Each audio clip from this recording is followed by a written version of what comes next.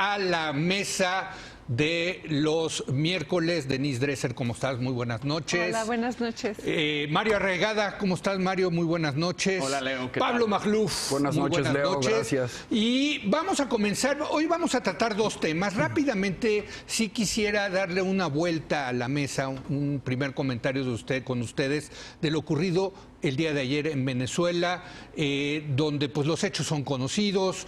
Juan Guaidó libera a Leopoldo López, pide el apoyo de los militares, al parecer se le suman un pequeño contingente de militares. Al final de la jornada, pues todo parece indicar que los militares siguen estando con el régimen chavista encabezado por Maduro. Y parece ser que, pues, que fracasa una vez más la oposición. Me quedo con esa impresión.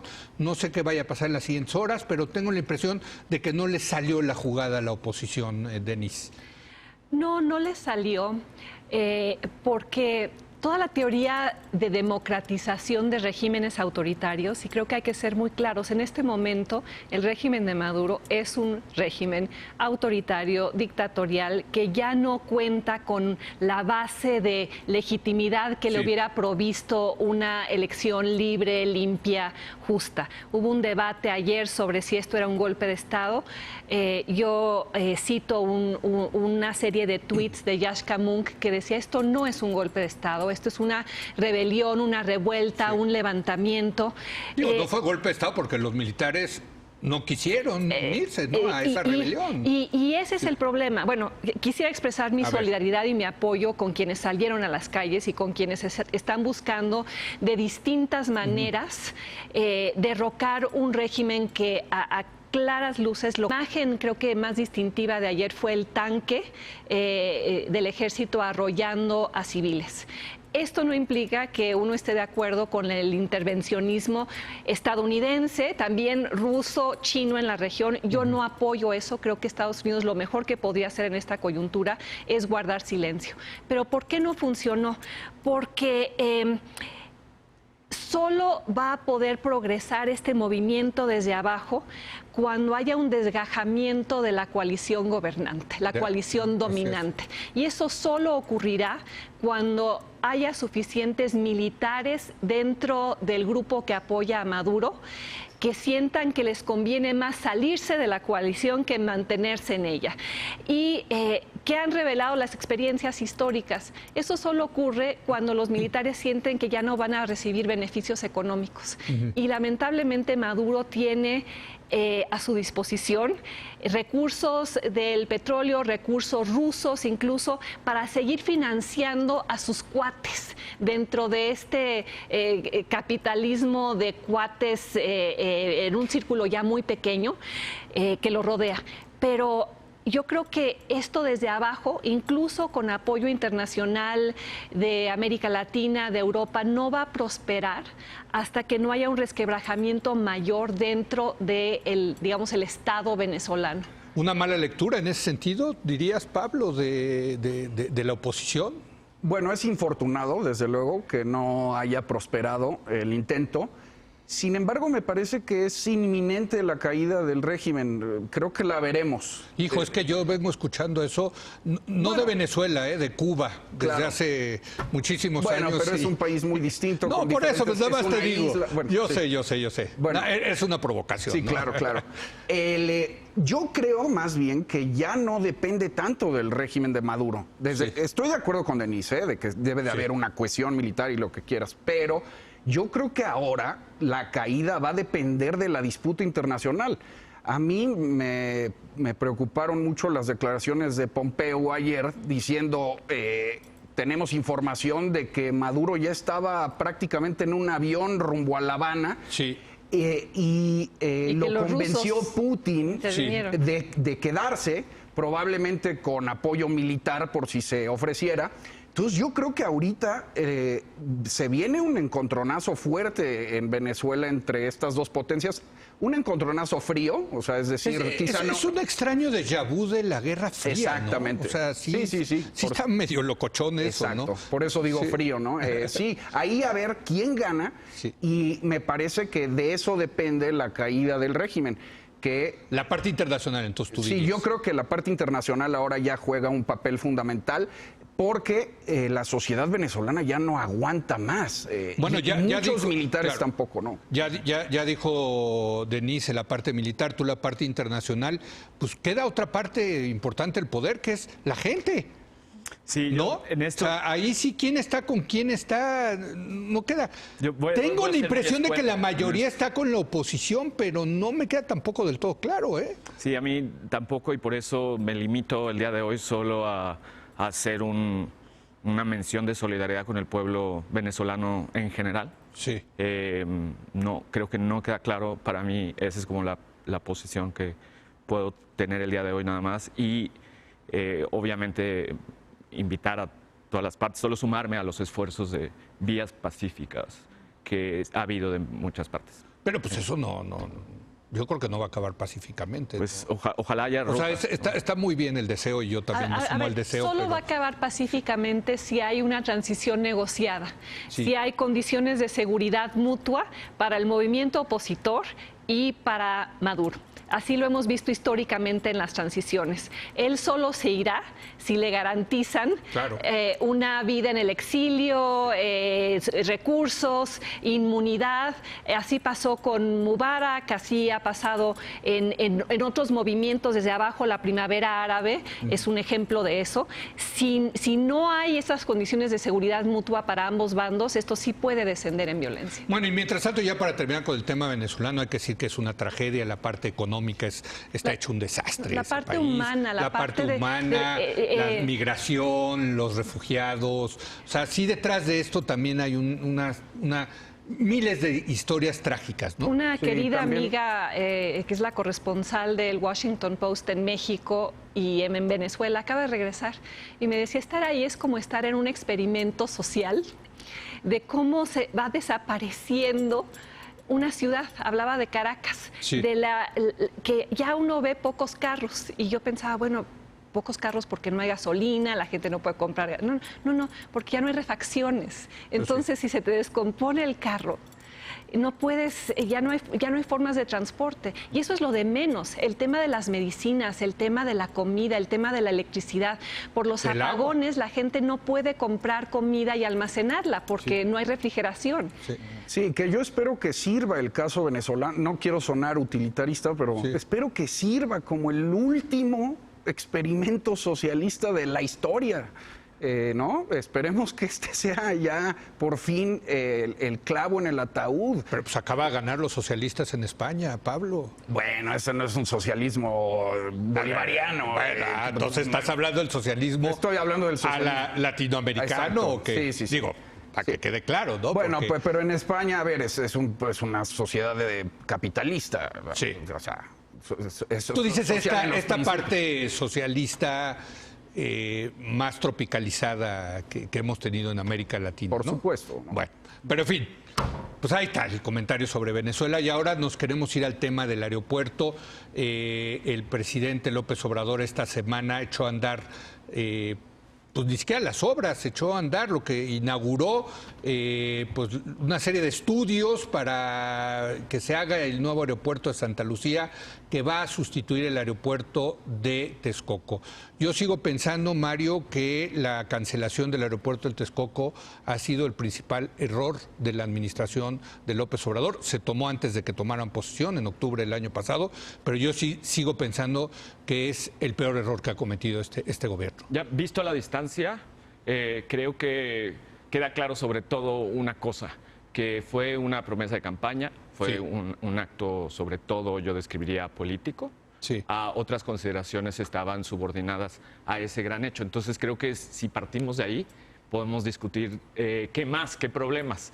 Y partiendo de eso, como no voy a decir que no es un acto, que es solo un acto técnico, porque no lo creo. Sí. Y obviamente la consulta se ha discutido mucho eso, pero creo que de esa base hay claroscuros, A ver. saldos positivos y creo que otros problemas colaterales que se Sí. crean. Los positivos creo que son que, muy sencillo, se permite que va a seguir funcionando el otro aeropuerto también, entonces vamos a tener dos en vez de uno. y eso en términos de pasaje va a resolver los asuntos Que de ya pasaje. está Si es que en las sale- garras. Estoy en total desacuerdo. Bueno, Total. A ver, que termine Mario, venga. Empiezo con lo bueno que terminar con lo malo. Pero sí, para ver, me Saldo contesten. positivo ¿Y hasta dónde No, que llega? vale. Benito Juárez sigue Perdón. continúa. Es ¿no? que lo bueno ni siquiera es bueno porque no es viable. Bueno, a ver, Bueno, que ok. termine Mario, venga. Ok, esto asumiendo que los estudios que se van a hacer salgan todos bien, que todavía no nos queda claro. O sea, pero que sí podríamos puedan discutir. convivir Ajá. los dos aeropuertos. Sí, ¿no? pero a la pregunta original Sí. es sobre este caso particular, es que creo que, bueno, pues sí podría construirse un aeropuerto ahí y sí podría funcionar para los habitantes de la ciudad, pero bueno.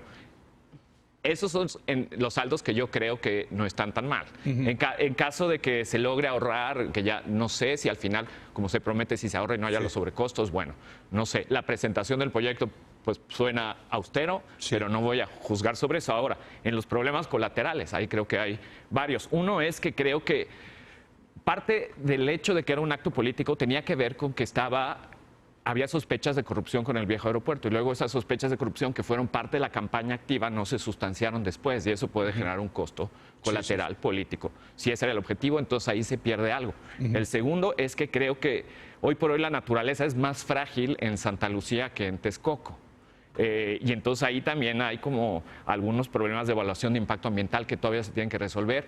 Ya la Semarnat se va a tener que manifestar, ya le entregaron un reporte, pero hay problemas de agua, etcétera, y eso creo que va a ser importante porque también fue parte de la discusión colectiva. Bueno, yo agregaría la participación del ejército. En Y todo el esto. tercero que iba a decir, el hecho de normalizar la idea que Sedena pueda construir, desarrollar, volverse una especie de Y empresario, gestionar. desarrollar, gestionar. O sea, también es para abrir una administrar. puerta que yo creo que puede en el futuro generar algunos problemas. Bueno, pues ahí está. A ver, Denise, A ¿por ver. dónde empezar?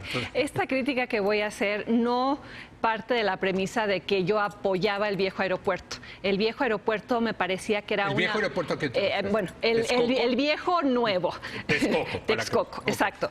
Texcoco me pareció siempre una obra faraónica, desproporcionada, con muchísimas irregularidades de entrada que ya han ido saliendo a la luz. Lamentablemente... Incluyendo la barda perimetral que construyó el ejército. Sí, y con un sobrecosto de 89%. Ahora bien, me parece sí que su cancelación va a entrañar una serie de costos financieros, logísticos, etcétera, muy grandes. Dicho eso, Santa Lucía lo que está haciendo es reproducir todos esos errores que detectaron en el aeropuerto de Texcoco. ¿Cuáles son? Empezar una obra sin estudios, sin impactos, de manera discrecional, de manera opaca. Ahora que salió Jiménez Espriu el viernes pasado a criticar lo que habían detectado en Texcoco, las mismas críticas podrían hacerse de Santa Lucía. ¿Por qué? Y además los errores son los mismos que se cometen año tras año en obras públicas de gran envergadura. ¿Y cuáles son esos errores? Siempre poner la carreta antes de los caballos. Anunciar una gran obra que tiene un significado político, que satisface necesidades del presidente en turno, sin que tenga los estudios de viabilidad. A ver, tú decías, bueno, es que puede haber dos aeropuertos e igual eso encara el problema de saturación. No lo sabemos. Ya se anunció. Hasta el día de hoy no lo sabemos. Algunas autoridades aeronáuticas internacionales se han pronunciado al respecto diciendo no son viables dos aeropuertos en el Valle de México porque tendrías que reducir los vuelos del aeropuerto actual para que haya para que haya vuelos simultáneos en Santa Lucía. El estudio, la manifestación de impacto ambiental que se presentó hace apenas unos días dice que hay serios problemas con el agua. No tenemos un estudio de impacto ambiental. Y peor aún, no sabemos si esto va a ser financieramente autosustentable, porque no existe un estudio de costo-beneficio. Y esos problemas que se repiten en el México-Toluca, el Paso Express, son problemas que ahora, en lugar de atenderse, se van a a volver aún más graves. ¿Por qué? Porque esta es una obra que se le ha entregado por entero a la Sedena. Y dado que lo va a hacer la Sedena, no va a tener que cumplir con una serie de requisitos en términos de transparencia o de licitaciones, lo cual puede llevar a sobrecostos brutales. Lo vimos en la experiencia de la barda perimetral de Texcoco, que acabó costando 89% más. El Colegio de Ingenieros Civiles se pronunció sobre Santa Lucía hace unos meses y dijo: las estimaciones que está haciendo la Sedena son estimaciones erróneas, puede acabar costando 66% más y podemos acabar con una obra que no encara el problema de la saturación, no te resuelve la demanda creciente que va a haber. Va a ser un aeropuerto al cual logísticamente es muy difícil llegar. ¿Alguno de ustedes ha ido a Santa Lucía? No hemos tenido... Bueno, yo fui el sábado pasado sin tráfico. ¿Ah, sí? Hora y media, sin tráfico. Y dicen, así de tour? A ver, prepararte para... No, pues uno es... ¿Para la hora de opinar? Para tener sustento sobre el cual opinar. Hora y media. Pero va a haber un carril confinado, ya dijeron. A ver, un carril confinado no te resuelve los problemas que para llegar ahí o para trasladarte si llegas de un vuelo internacional del aeropuerto actual a una conexión. Sí. Además, ya dijeron que en Santa Lucía solo van a operar 2 aerolíneas. Imagínate que trasladen ahí a Aeroméxico y a Delta. No, Aeroméxico y Delta no se quieren ir para ahí, pero bueno, vas, Pablo. Bueno, yo creo que la pregunta que nos tenemos que hacer es muy sencilla. ¿Esto es peor, potencialmente peor de lo que teníamos o íbamos a tener? Y la respuesta para mí es muy clara y sí, ¿no? Entonces, a mí solo me queda una respuesta posible y es que este es un proyecto, además de político, simbólico, ¿no? Creo que, bueno, ya estamos acostumbrados, por supuesto, a que cada presidente tiene su símbolo, al menos desde Díaz Ordaz. Ayer Esteban Illades publicaba un artículo sobre cómo los presidentes mexicanos tienen proyectos que no son transeccionales en una concepción de un Estado que conciba a los gobiernos como meros administradores temporales. Y no hemos logrado superar esta maldición del sello personal.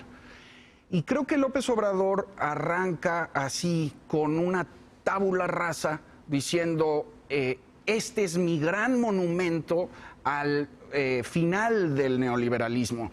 Se pasó de calle a todos los estudios, a financieros, a calificadoras, ¿no? Entonces, a mí lo único que me queda por analizar es por qué este simbolismo. Bueno, lo dijo López Obrador, el mensaje es que ahora el poder político está por arriba del poder económico. Desde luego. Lo dijo ahora el día que lo anunció, ahora que bien, se cancelaba Texcoco, ¿no? Esto quiero añadir. Ahora la carga de la prueba la tiene él. La cancelación de Texcoco fue tan significativa, ¿no? Tan monumental, que la carga de la prueba para Santa Lucía la tiene él, ¿no? Y ya se metió en una camisa de 11 varas, porque puede no funcionar. Y la mayoría de los diagnósticos a eso apuntan. Entonces me parece que fue un error muy, muy arriesgado. Pues sí, imagínate que los estudios efectivamente no den, ¿no? Y además se va a probar, va a cargar con el aeropuerto como él lo decidió desde la campaña. Es un tema que aquí se va a jugar mucho de su capacidad de ser eficiente. Él mismo quiere ser eficiente, tiene a sus secretarios ahí, los hace rendir cuentas, les pide que empiecen muy rápido a todo, a veces hasta más rápido de lo que deberían. Y en este caso la sociedad va a estar muy pendiente y él mismo creo que lo sabe. Aquí se va a poner... Realmente veremos de qué trata esa eficiencia. Yo más bien insistiría en algo que venía de detrás, de problemas del viejo aeropuerto que se reproducen potencialmente en el nuevo aeropuerto. Viejo aeropuerto, otra vez estamos hablando de Texcoco. Que nunca existió. Exacto, o sea, exacto. Que no, Benito Juárez, que está en las garras. Tú dices ese que está, terreno. Está en las garras, Benito Juárez. Con ese terreno, que llamamos el viejo aeropuerto, tenía un problema de integración con el resto de la ciudad. Tenía uno de los mega estacionamientos más grandes, yo creo que del planeta, planeado allí. Y Sí. esa idea antigua de cómo conectar a la comunidad de la Ciudad de México con sus vías de comunicación y con sus aeropuertos es uno que puede ocurrir parecido allá. Dice no solo Texcoco. por la distancia. Digo, Texcoco lo tenía el mega estacionamiento. Pero sí en sabes Santa por qué. Lucía. Porque una de las partes importantes de la generación de flujo de efectivo son los estacionamientos. Bueno, pues eso yo creo que son consideraciones incorrectas. Bueno, está bien, puedes Bueno. decir, pongan un Y ahí, metro para evitar desde, eso, se qué sé yo, requiere desde el centro de la el ciudad. involucramiento de la SEDATU, Sí, sí, de sí. varias cosas. Y allá hay un reto social en la zona de Santa Lucía que se volvió ciudad dormitorio, así se llamaba en tiempos de Fox y Calderón cuando se desarrollaron Infonavit en Sí. estos terrenos con ideas de ciudad muy poco correctas, yo creo, muy poco sustentables en largo plazo, que ese nuevo polo de desarrollo en esa parte de la ciudad tendría que ver cómo atender, cómo integrarse mejor, cómo conectar. El transporte público están va a ser pensando en todavía eso, más ¿eh? importante hacia allá No que están hacia el otro pensando en aeropuerto. eso. A ver, Exactamente, no eso es lo están que yo pensando. creo que hay que Esas son las externalidades empezar negativas a pedir que- que hay que a pensarlo, porque es en esa zona aún más importante que en la A otra. ver, insisto, Santa Lucía repite los viejos errores de todas las grandes obras públicas y si no tenemos cuidado va a ocurrir lo mismo con el Tren Maya y con la refinería de Dos Bocas,